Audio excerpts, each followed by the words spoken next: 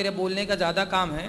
मेरे गले में ना खराश आ जाती है, तो क्या करें कि गला ठीक रहे और काम भागवत जी का आप होता छोटी रहे। इलायची और लौंग को भून के पाउडर बना लो। छोटी इलायची और लौंग को भून लो, हाँ और उसका पाउडर बना लो। ठीक है। रोज सुबह शाम वो पाउडर चाट लिया करो। ठीक है।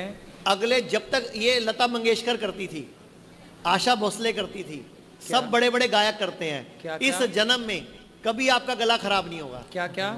लौंग और छोटी इलायची दोनों को भून लो तवे पे, हाँ। और उसका पाउडर बना लो, और उसको और उसको चाट लो सुबह शाम।